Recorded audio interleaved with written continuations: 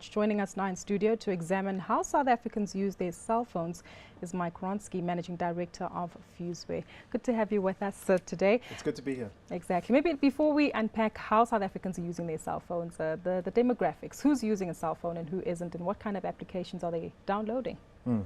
Well, I think across the board we've seen a massive uptake on high-end feature phones and smartphones in this country in the last 12 months. So that's led to a massive surge in social media adoption specifically, especially across the lower LSM segments that haven't had access to that technology before. So for the first time ever, for example, Facebook usage is now more accurately representing the country demographics and LSMs, which is fascinating because it indicates a level of maturity across social media specifically. Out of interest, though, you left out chatting sites or instant messaging networks. So why so? Well, those details will be revealed slightly later since the chat networks don't actually release any data internally. So we have to do that through a survey that only gets run at the end of the year. The data that we have comes straight from listening to all the online conversations and what people are actually talking about. So this gives us tremendous insights into the kind of content people are sharing.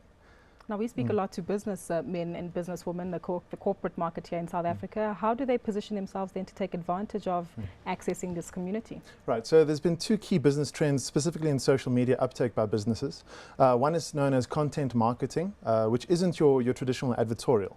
Basically, businesses are co-creating really good quality content, specifically visual media, such as YouTube videos with influencers in South Africa on YouTube. So they're, for example, partnering up with influential video bloggers, content creators, and creating something totally unique that the market really can respond well to.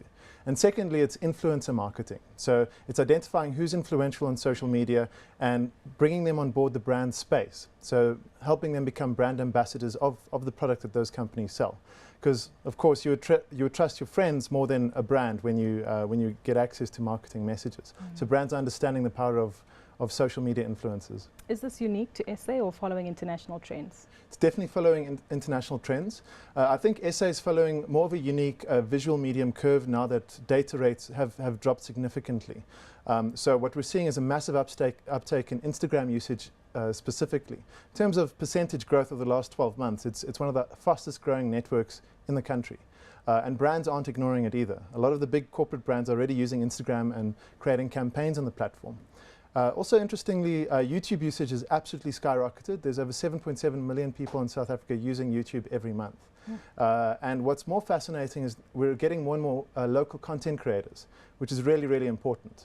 If you look at the most viewed YouTube videos in the country, it's still mainly stuff coming from America, from American bloggers, American Hollywood-related media.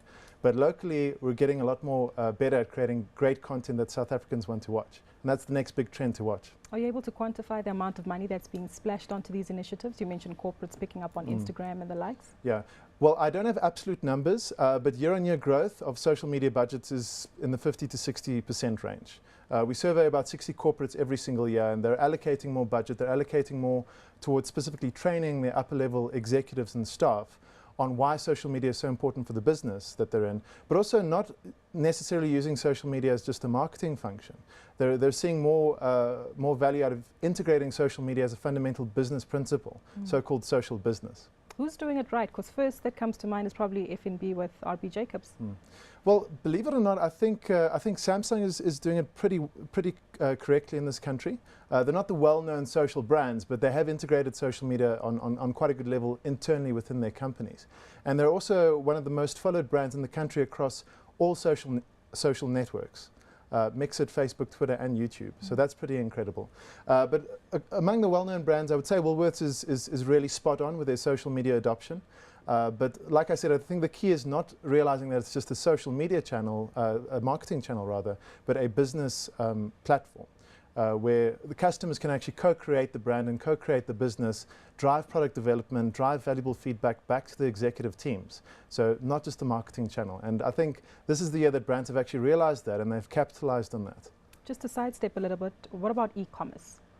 E-commerce, specifically in social media, we haven't seen much of an integration with social and e-commerce. So for example, every brand that has tried an online commerce store on Facebook hasn't quite gotten it right. They haven't seen the value there. But with that said, social media as a lead generation platform for e-commerce sites has been fantastic. Facebook is one of the best ROI platforms in terms of user acquisition. ROI? For return on investment.